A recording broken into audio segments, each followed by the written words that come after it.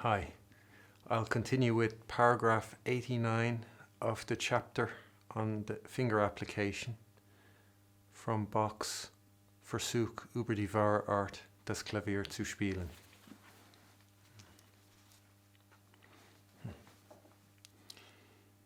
Dahero muss man zuweilen erlauben, mit einem Finger, auch bei gehenden Noten, vorzugehen.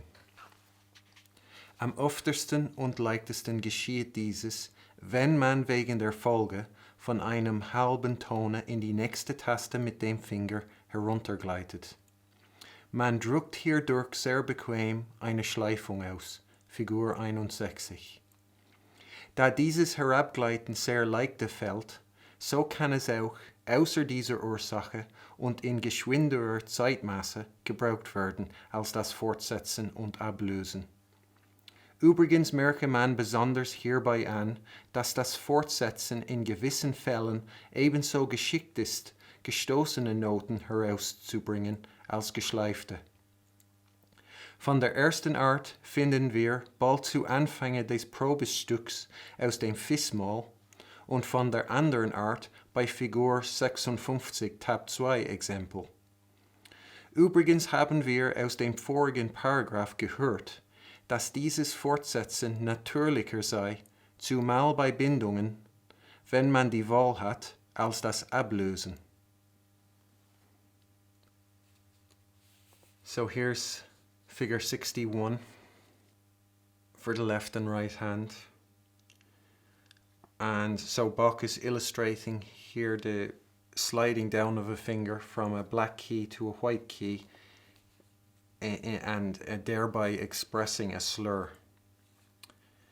And he says, that you do that because of the Folge, the sequence or the continuation.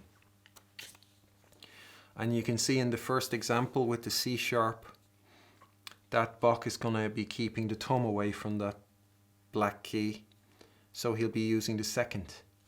So, and then you can see with the B flat and the A slurred, that if Bach was to use, let's say, the fourth finger on the A, what he'd have is an uncomfortable stretch with the fourth finger on the A and the second finger on the C sharp. So in order to make that stretch more comfortable, he needs the fifth finger on the A, so hence the sliding down from the B flat to the A with the fifth finger.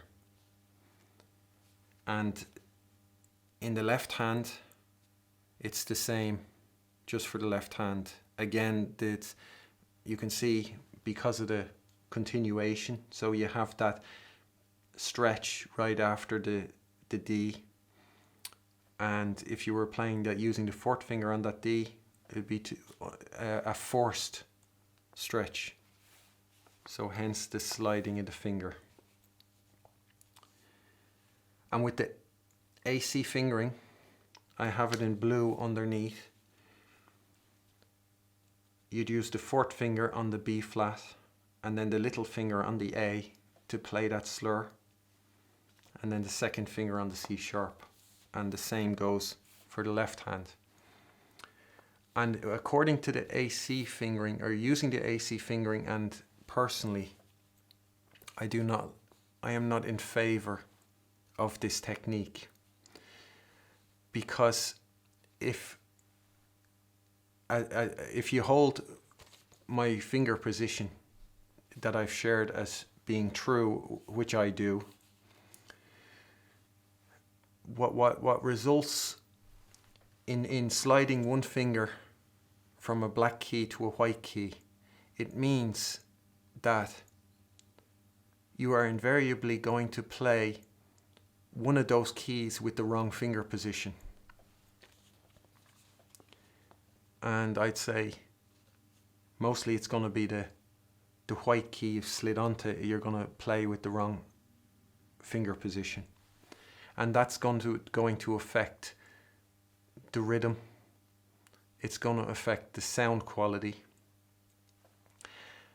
And as well, it's going to be a cause of tension. because every time you press a key incorrectly, you're building tension. And so invariably you're going to be pressing one of those keys incorrectly, so tension is going to build. So those are the main reasons. And as well, with in terms of rhythm, or the effects of the negative effects of sliding down and playing a key with the incorrect finger position will as well, sometimes the effect is on the note that follows. So you might notice a difference in the quality of the C sharp and the B flat, respectively, in the right and left hand, when I'm sliding the finger as opposed to using the AC fingering. And with the AC fingering, you can see, using the formula, that I can have my fourth finger on the B flat, and I can play the A with the little finger with you playing the slur, and I have the little finger on the A to be able to make that stretch, or keep that stretch comfortable, to the C sharp with the second finger. So with the AC fingering, when you're using it, you'll find that such a technique is not even necessary or essential.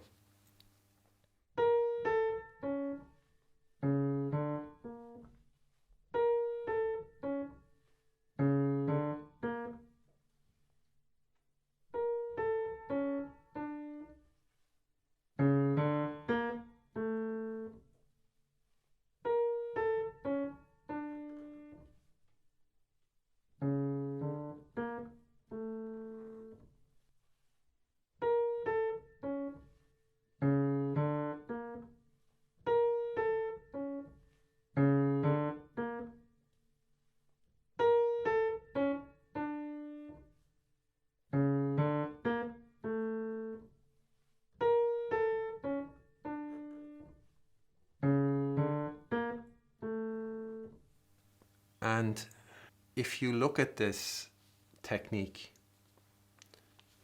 I probably wouldn't be the only one to notice the similarity with Chopin. That this, in terms of this technique of sliding a note down and expressing a slur, sliding the one finger from a black key to a white key, I'd imagine that many people will think of Chopin. And I think maybe the most kind of prominent example of that would be in the trio to the Funeral March in his piano sonata in B flat minor in Opus 35, and that's used exactly that, the finger sliding from one key, from the black key down to a white key, expressing a slur. I mean, in the Paderewski edition, the slur is in there. I don't know if that'll be in other editions, but it's indicated exactly so.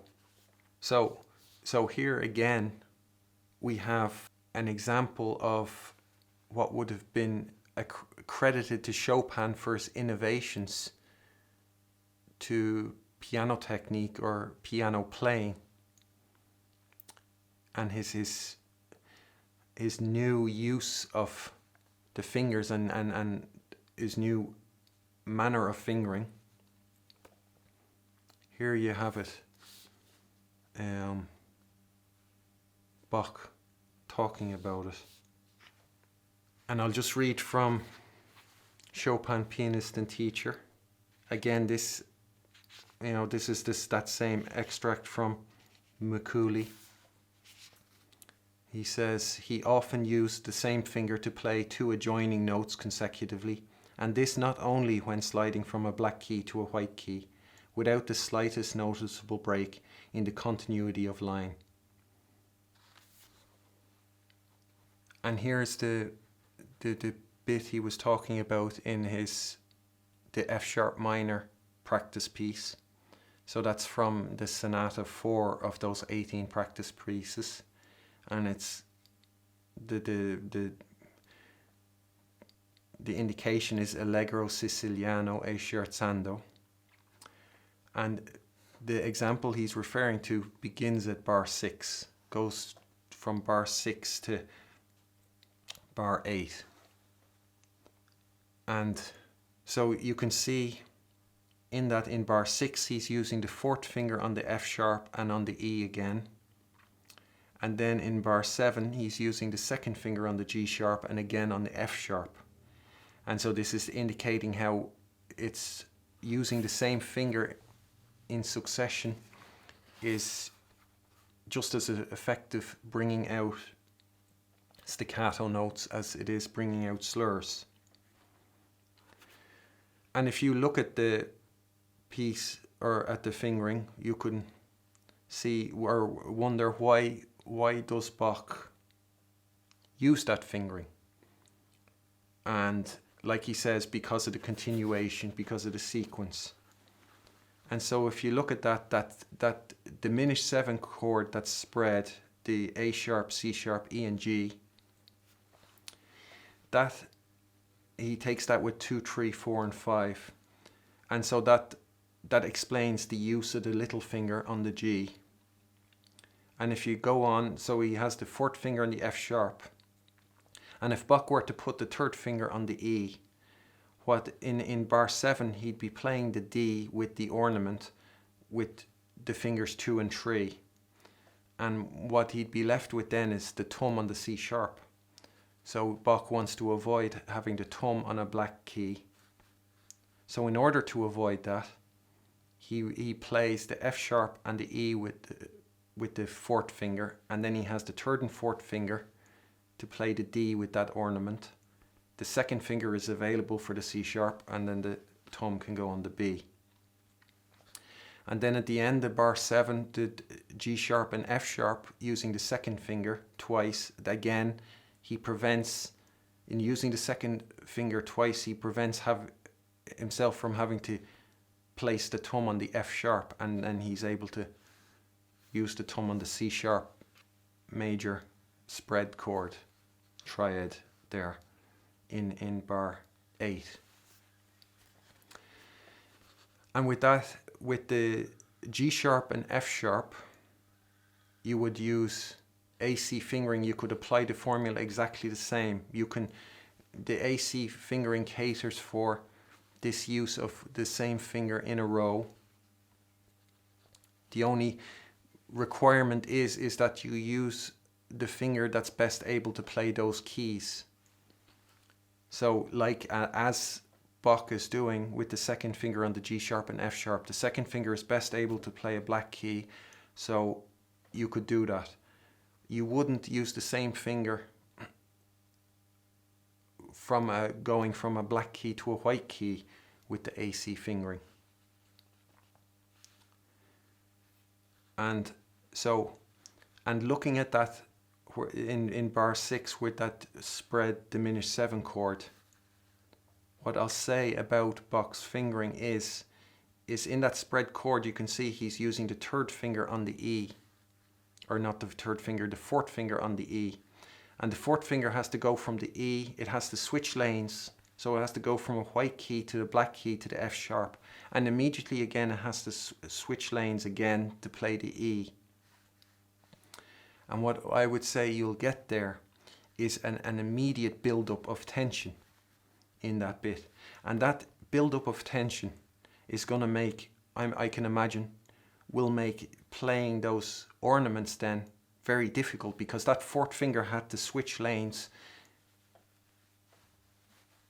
in the space of, those 3 quavers.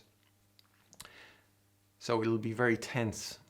And I think Bach's fingering that switching lanes will make that passage a lot more difficult than it would need to be. And what you'll notice then, I can imagine, is tension being an issue in trying to properly play the piece. And so with the AC fingering, I have recorded or I've videoed myself playing the piece, and I'll have it on the end screen. And with the AC fingering, you can avoid that switching of lanes, in that I play that diminished 7 chord with the thumb, the second finger, the third and the fifth. And then I use my fourth finger on the F sharp, the third finger on the E. I utilize that necessary freedom of skipping the fingers.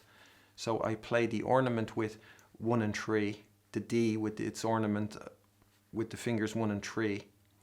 And then I can cross over with the fourth finger on the C sharp, and then the third finger on the B, and then again I have 1 and 3 to play the A with its ornament. And then I use 4 and 2 for the G sharp and F sharp. And then I have the thumb free for that C sharp major spread triad, and I'll use my second finger on the G sharp of that spread chord as opposed to the third finger, and the fourth finger on the C sharp instead of the fifth finger. And then the last C sharp there, I'll play with the fourth finger, which I think, given the stretch and the jump, and that I do it because I prefer it, because there's no finger better able to play a black key than the fourth finger. I think it could be a testament to that claim, because otherwise, there's no way I'd pick a fingering like that where on paper it looks ridiculous. So that's it. That's the example in how that using the same finger can be used in staccato to bring out staccato notes.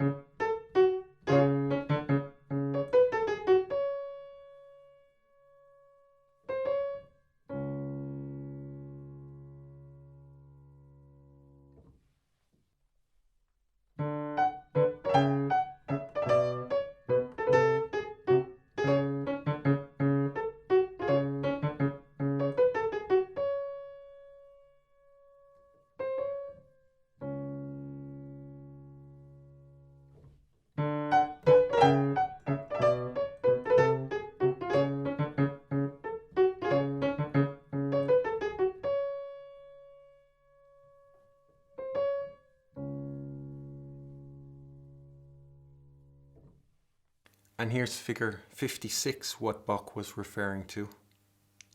And he alluded to that use of the fingers, but he said in the paragraph that went with figure 56 that he's going to talk about later. So this paragraph now we're looking at is him talking about referencing specifically this the use of the same finger in notes. And so the reason for it is the held note, that C being held. And so you can see there the repeated use of the fifth finger because of the stretch on the C and B, and then again on the B and A. And you can see the third finger going from a black key to a white key with the F sharp and E.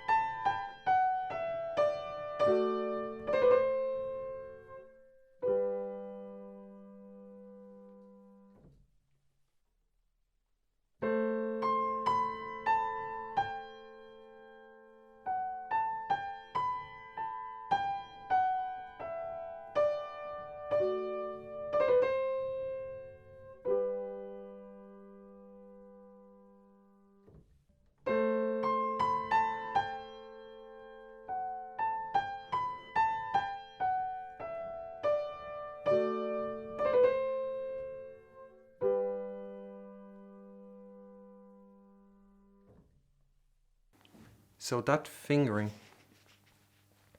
that is as well another of those fingerings that is, will be accredited to Chopin. There's Corti Aguentant, who said frequent use of the same finger in melodies between one note and the next. And what's given as an indication is, or as an example, is that Nocturne, Opus 9, number 2, and that very famous Nocturne.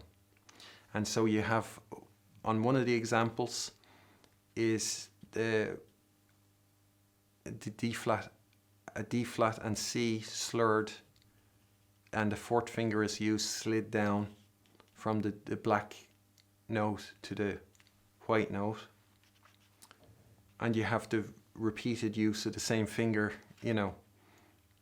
between one note and the next. So there's more examples in that Nocturne. So basically this paragraph is describing all that fingering that would be attached to Chopin and his innovations in fingering, that experts and his pupils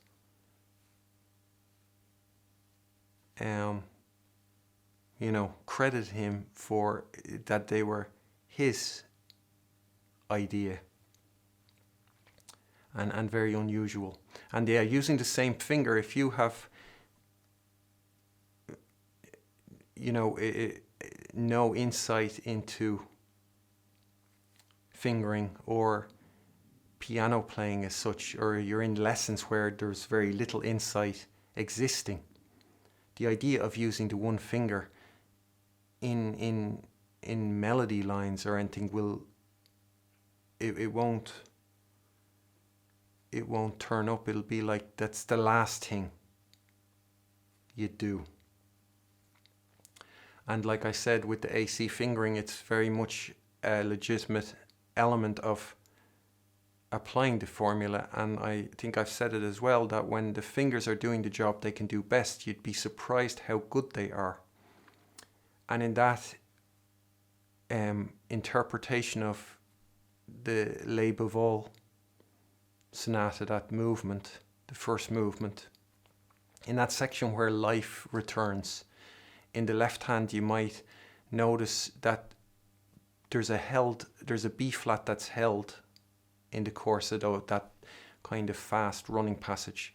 And because that B flat has to be held, and I'm holding it with the fourth finger, what I do is I play the F and the G both with the thumb. And you can see that even at such a quick tempo and such a difficult kind of section, that when the finger's doing the job it can do best, it's that good that you can trust it, you can entrust that task to the finger, and that it works.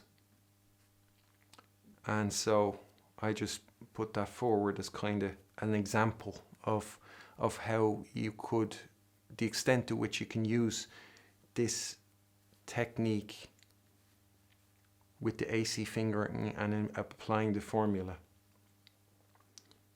The only requisite is that though the fingers that you're using repeatedly is doing the job it can do best.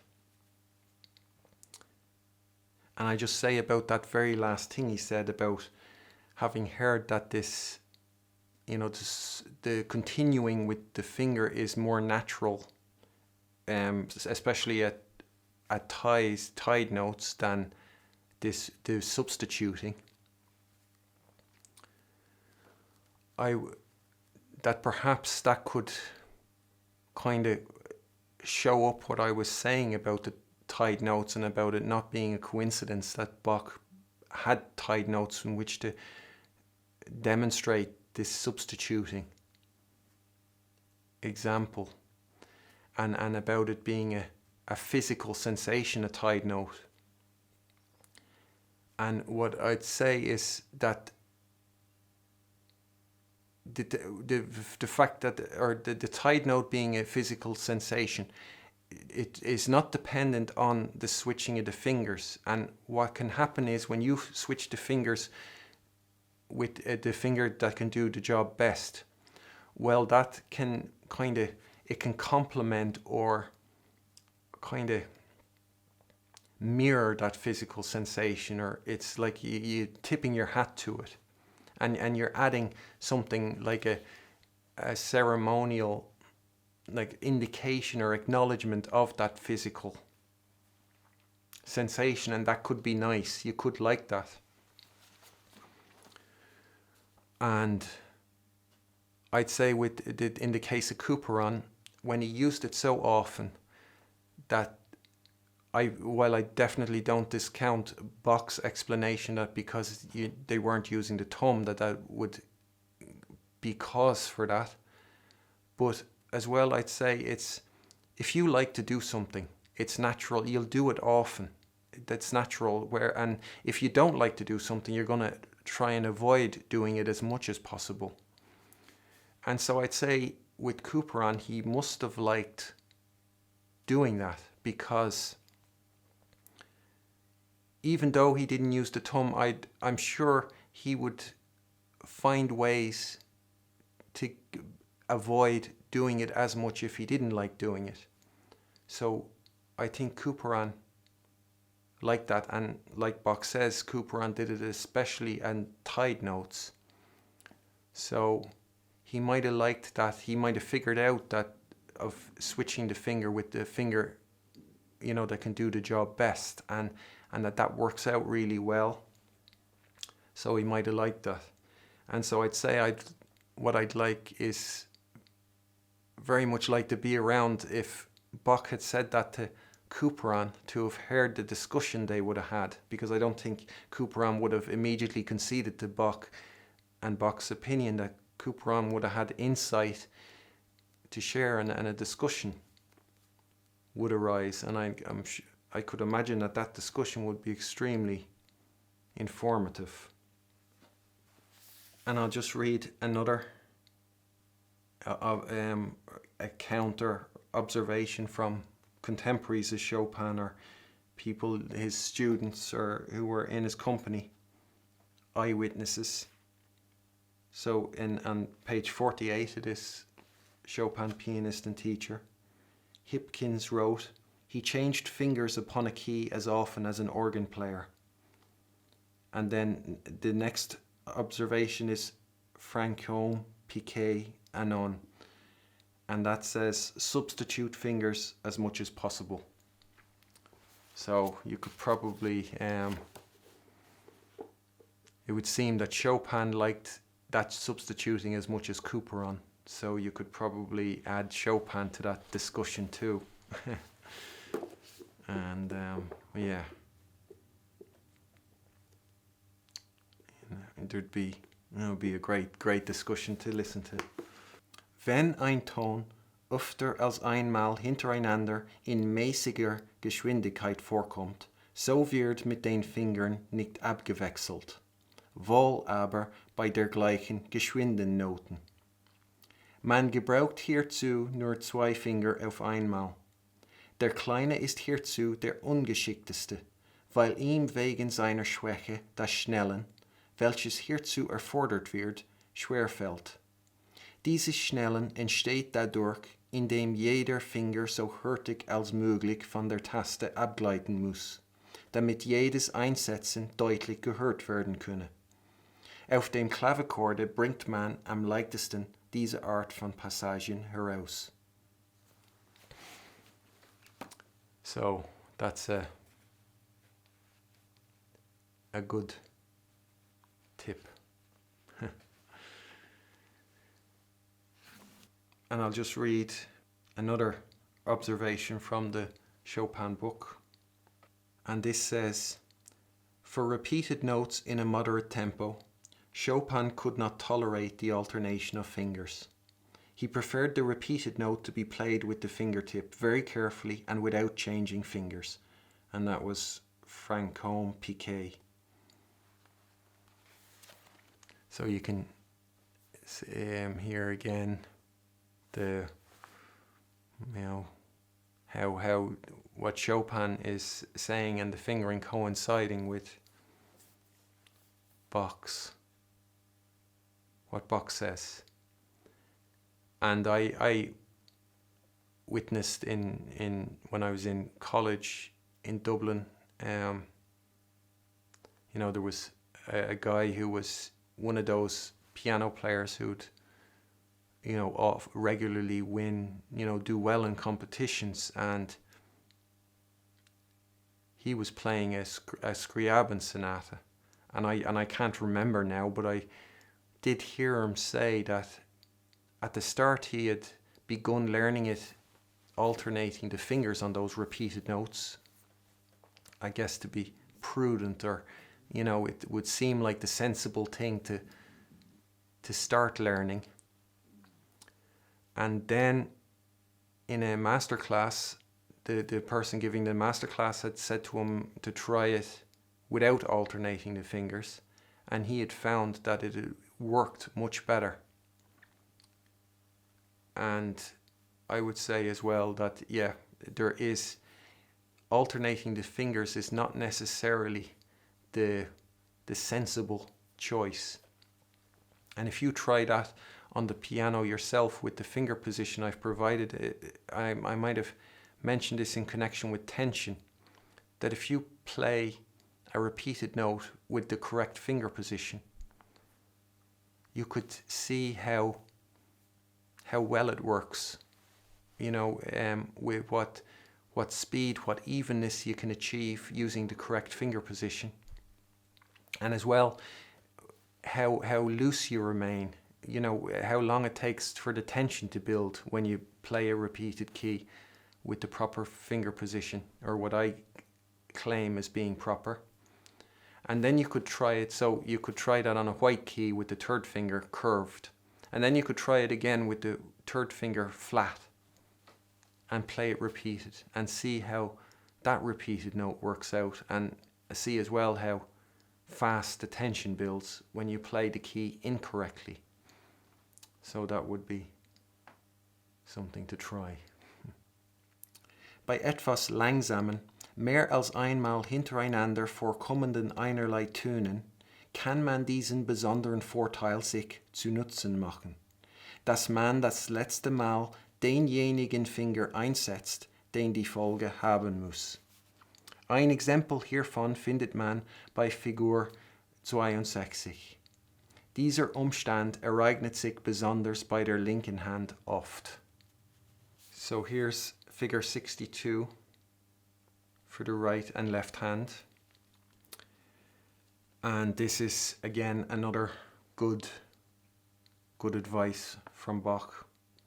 And you would apply the AC fingering, the formula, in the exact same way, where you would change the fingers in order to be able to, facilitate what follows.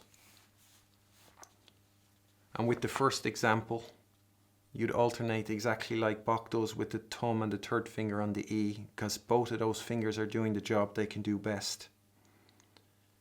And then with the D, no, it's a C, sorry, and the right hand. Yeah, so with the thumb and the third finger on the C, and then you'd use the fifth finger on the D instead of the fourth finger.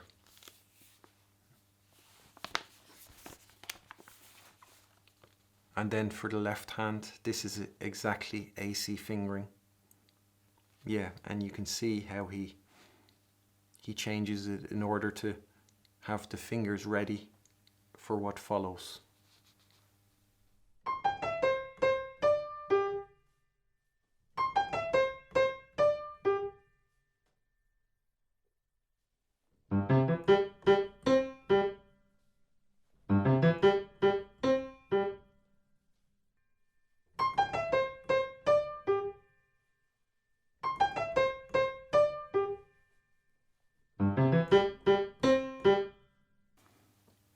Wenn in den Tonarten mit vielen halben Tönen Passagen vorkommen, welche nicht von der Weite sein, dass noch untersetzt dem Daumen der gewöhnliche Finger wegen der sonst ordentlich drauf folgenden Töne muss gesetzt werden, so nimmt man nach dem Daumen den Finger, welcher vor dem Daumen da war.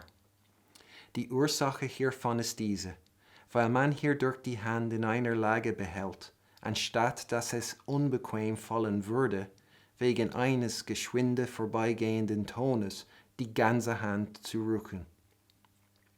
Diese Regel gilt nur so lange, als bloß ein Ton nach Einsetzung des Daumens drauf folgt. Folgen aber zwei, so braucht man die Finger in ihrer gehörigen Ordnung. Von beiderlei Art finden wir Exempel unter Figur 63. Einige brauchen diese Art von Applikatur bei Passagen, wo noch zwei Töne nach dem Daumen folgen, welche ganz oben über die beiden letzten Exempel steht. Sie ist nicht eben unrecht. Ich glaube aber, dass man das verbunden ist zu tun, was man in wenigen Veränderungen ohne Unbequemlichkeit verrichten kann. So here's the first example of figure 63. And you can see that in action what Bach is talking about, that the finger that's used before the thumb is the third finger, and so he uses again that again after the thumb, and that will reduce the amount that your hand has to shift just for the sake of that one tone that passes by quickly. And you can see as well that he's in using that technique, or that he's using as well the liberty of leaving a finger out in the sequence. Yeah, so that's the illustration of that for the right hand. And in blue there is the changes you'd make to make that a fit to AC fingering. And I have there either a 4 or a 2 on the G flat, because both work with AC fingering. And basically both, whether you use the fourth finger on the G flat or the second finger, they both work, but they both have different effects. They don't produce the same result. And while on the one hand you can see that, well, you can see with the AC fingering as well there, that using the AC fingering, when you use the fourth finger, you have to move your hand even less in order to play that one note after the thumb than you do with box fingering. So you're reducing that. But if you think of that passage, that sequence being played very fast, what you have is you're playing the fourth finger 3 times in a row quite quickly. So your fourth finger is very busy, just as the third finger is very busy with box fingering.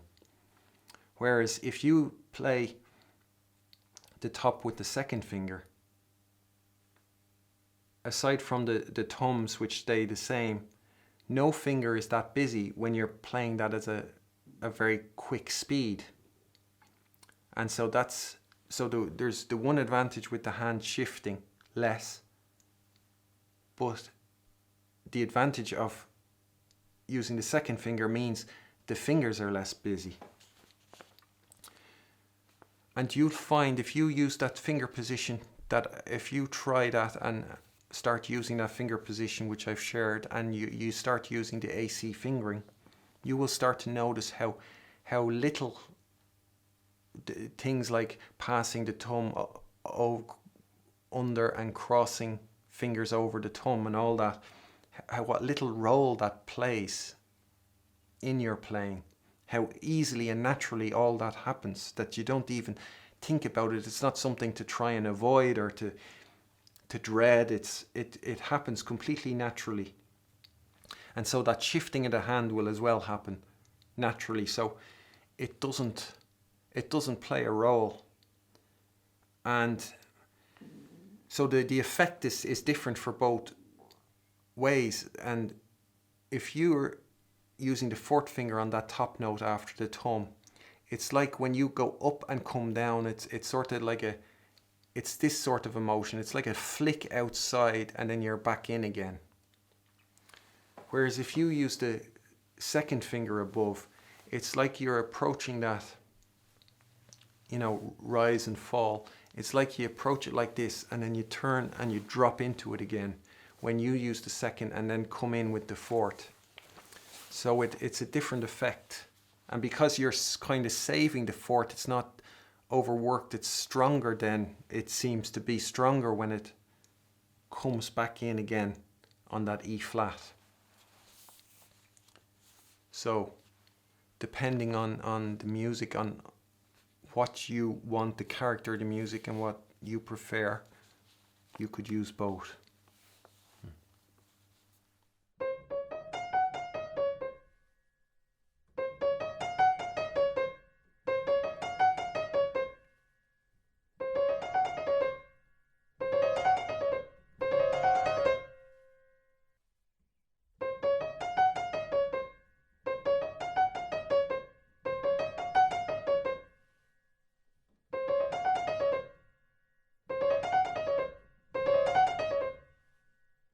And here's the example for the left hand.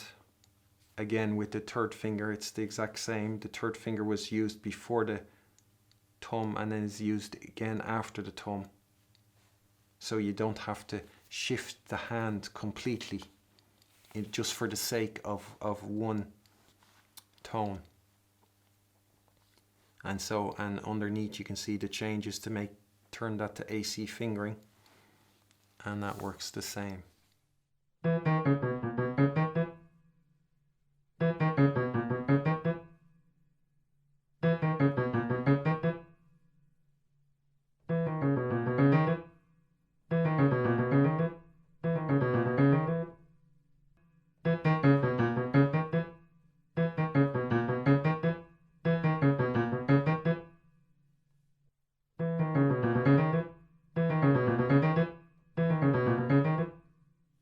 And here's the next example for the right hand.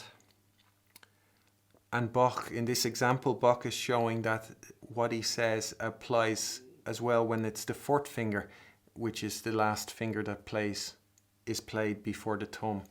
So you can see there, the fourth finger is played on the B flat, and so he'll use the fourth finger on the D flat. So he's skipping the second and third finger. So that's that example. And yeah, that's going to work out better than the first example, given that the fourth finger is best able to play a black key.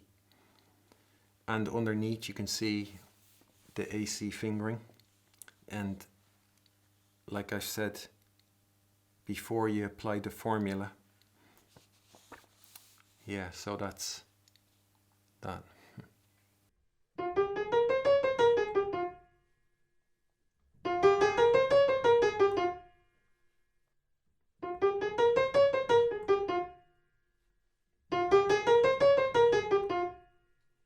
And here's the example for the left hand, again showing that what Bach said about using the same finger after the thumb as you've used before the thumb, when this range of the passage is not so extensive that you'll just continue on in the normal fashion. Yeah, that you use the fourth finger, that it works with the fourth finger too. And that first bit, that is AC fingering, so there is no change, and the only change is then on the G flat, A flat and G flat, or you'd use the fourth finger instead of the third finger on the G flats.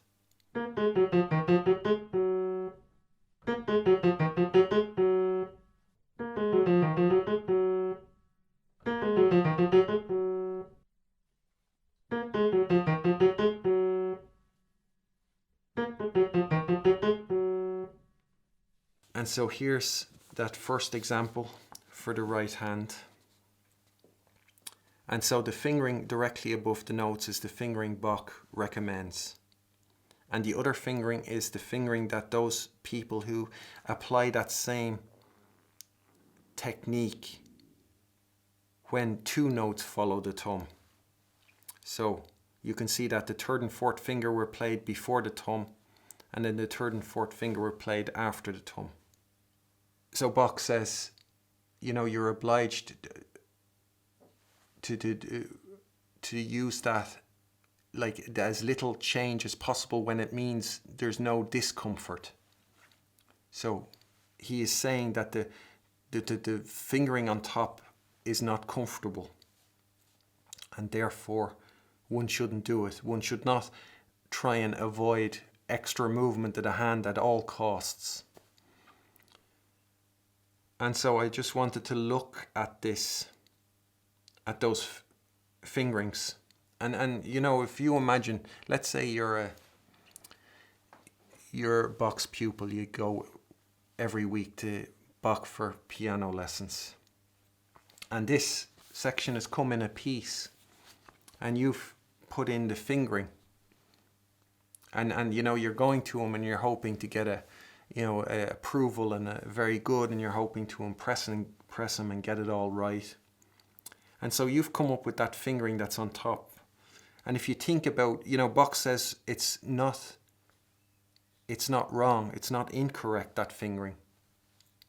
If you look at it, all those elements, first of all, you can see the B flat, the fourth finger is on the B flat, so you're keeping the thumb away from the B flat, so that's good. And then you can see that in accordance with the rule of the 33rd paragraph, that the thumb, when ascending in the right hand, it comes after one or more black keys. You can see, right, you've done that. You've put the thumb on the C after the B flat. So that's perfect. And then you see that D flat and E flat. And you know that Bach has said because of its length, the third finger is more comfortably placed on a black key. And you know that the third finger is one of the strongest fingers. So you'll think, yeah, that's a plus point, putting the third finger on the D flat. And then you'll think the hand is shifting less, so there's less movement, so that's another plus point. And you'll see as well that the little finger is being kept away from the black key.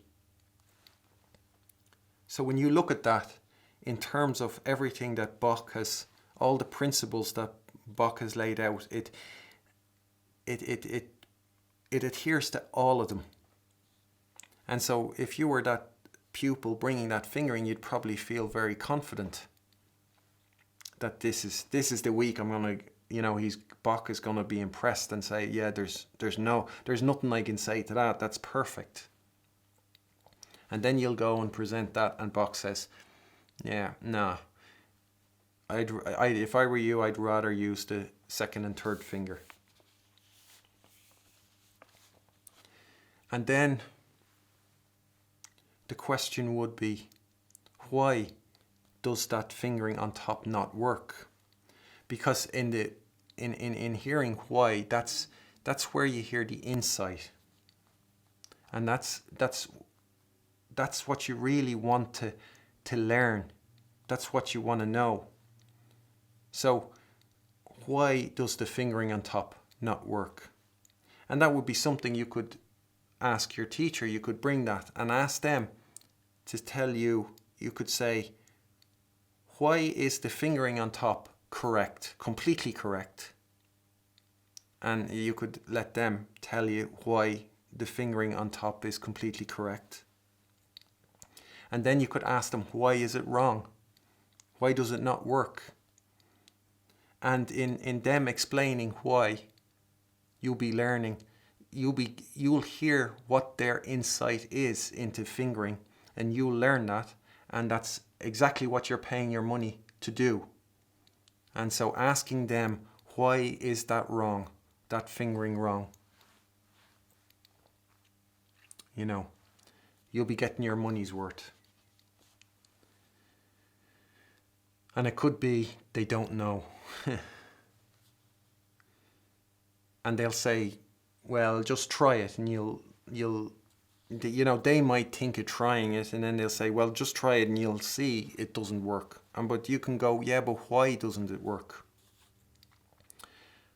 And so with the AC fingering and with the insight you have gained that the AC fingering provided, you will be able to explain why that doesn't work.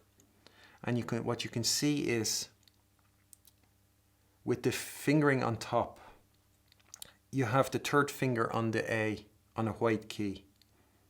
And then in the space of 2 notes, it has to switch lanes onto a black key.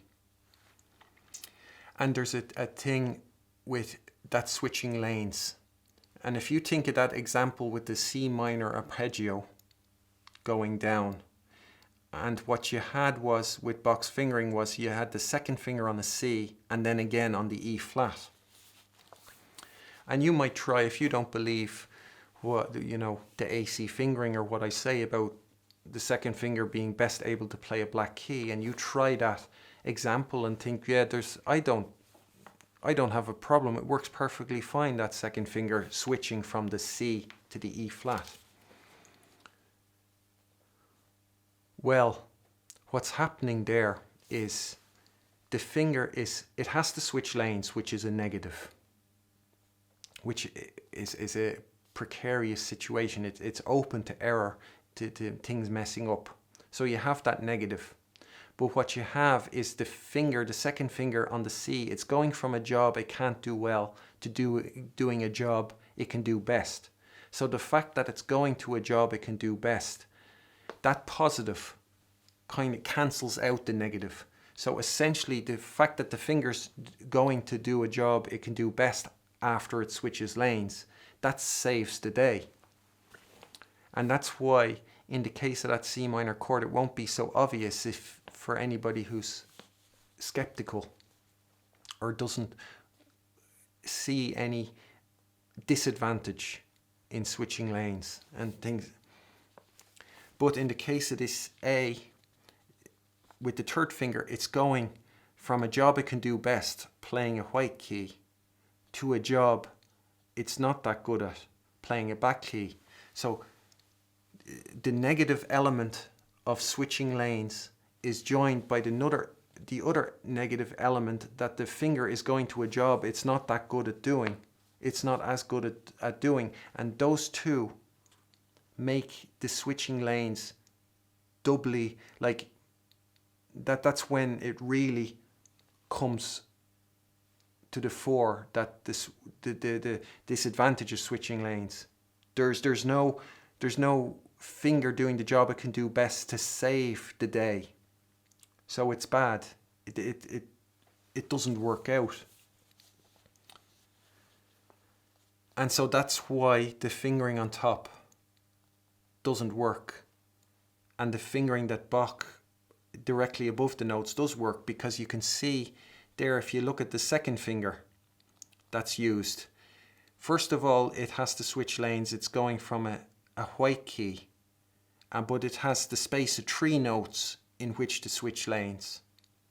And then it's going from a job it can't do that well, playing a white key, to a job it can do best, playing a black key. So the fact that it's going to a job it can do best saves the day. So you have 1 negative, the switching lanes, but you have 2 positives. The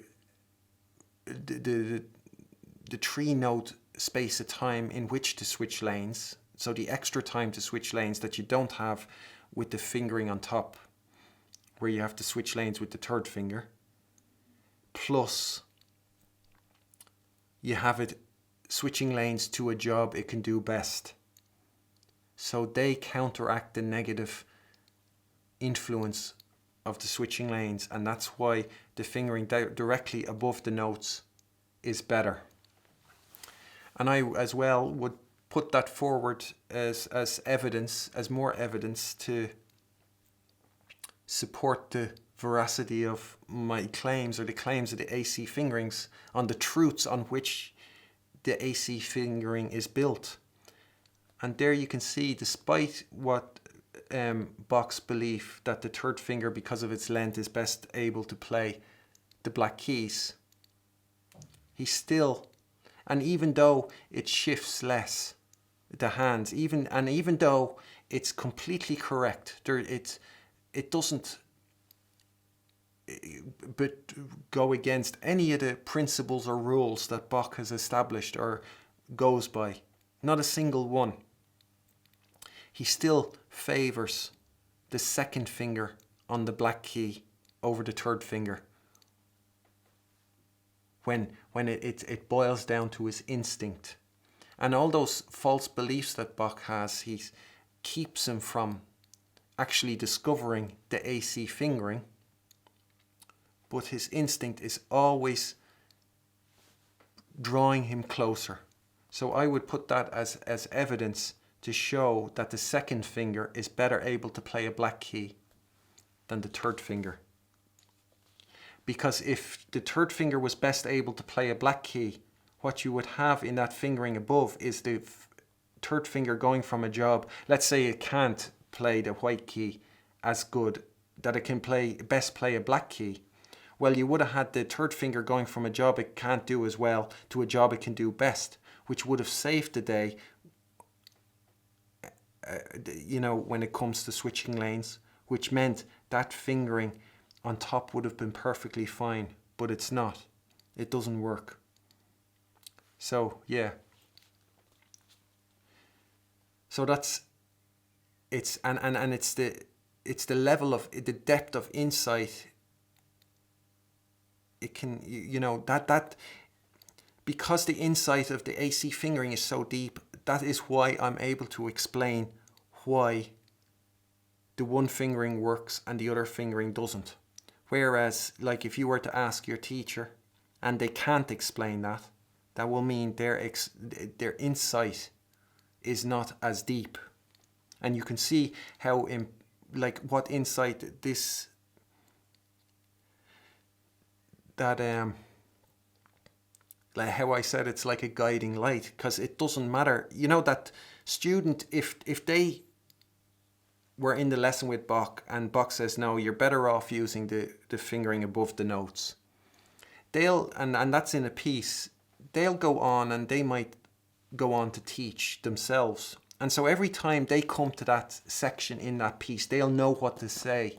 It's because it's become an item on their shopping list. They'll be able to say, no, don't use 3 and 4, use 2 and 3. And so that'll always belong to that particular situation. And they'll have lots of items on their list and shopping list, and they'll all relate to specific instances. So when you teach that piece, you'll know in that bar you'll be able to say that because you have gained that item on your shopping list. But you won't be able to use it in any other occasion because there's no insight there. You don't know why. And I would dare to say that Bach's insight was not deep enough to be able to explain why the fingering above doesn't work. He knew it wasn't comfortable. His superior instinct means he doesn't cling to false beliefs at all costs. He knows when to betray them or ignore them. He has, his instinct is strong and is healthy and is intact, and he goes by that. And if you think again, like in part 11, if you look at those trees, if you cross them out, what you're left then is AC fingering. And so that's the third version of those two versions that Bach provided, that Bach didn't think of, and that's AC fingering. And you know what they say, like, third time's the charm. Yeah, and so in blue underneath is the AC fingering that I picked to play that passage. And you can apply the formula and that 151 at the end. That's just the fingers. That's just the way of applying the formula that I liked best in the context of this example. So that's why it ends with 151.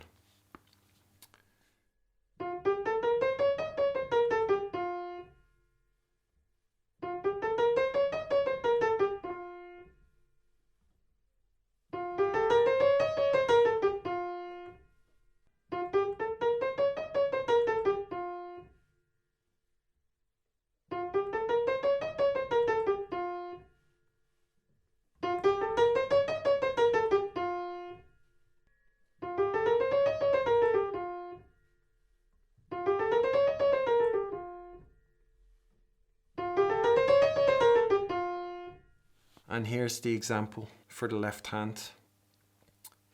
And so again, the fingering directly above the notes is the fingering that Bach recommends. And then the fingering above that is that fingering that those would use, implying that principle that Bach discusses in the paragraph when there's two notes following the thumb. And so you could look at that again, and you could see with the same reasoning, you can see that the fingering on top doesn't infringe on any of those principles that Bach has put forward. You know, the thumb is kept away from the black key. The third finger is being used on a black key, which, because of its length, is more comfortably placed, according to Bach. So essentially, the hand is moving less in order to play those two notes, which is minimizing movement is more efficient. So on paper, that fingering is perfect. So why does Bach say, no, it's not good? What's wrong with it? And again, with the insight provided by the AC fingering, you can see what is wrong with it. And what is wrong is you have the fourth finger before the thumb playing a black key. And then it has the space of two notes in order to switch lanes and do a job it can't do at all, according to the AC fingering, and that's playing a white key. So, and that is why that fingering on top doesn't work. And I would as well put that forward as evidence to support the truth of what I say about what finger can do what job best. That for both the fourth finger and the second finger, because again, Bach, he doesn't like the third finger and the fourth finger on a black and white key respectively. He prefers the second and third finger. The second finger doing the job it can do best on a black key, and the third finger doing the job it can do best on a white key. And you can see with the fingering directly above the notes that the third finger has to switch lane, but it has three notes, the space of three notes in order to switch lanes, and it's going from a job it can't do that well, as well, to a job it can do best. So the fact it's going to a job it can do best is minimizing the danger or the damage done by switching lanes. So that is why the fingering directly above the notes is better than the fingering above that. And that fingering that Bach provides directly above the notes, that's AC fingering exactly. And yeah, so that's that.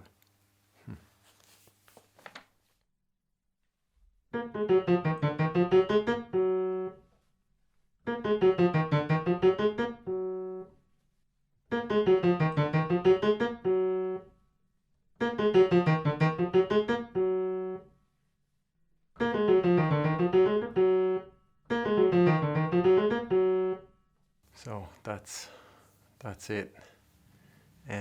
It's near the end of that chapter. It'll be a relief to get to the end. So I'll leave it there in this one to keep it, try and keep the length down. So thanks for watching. Bye.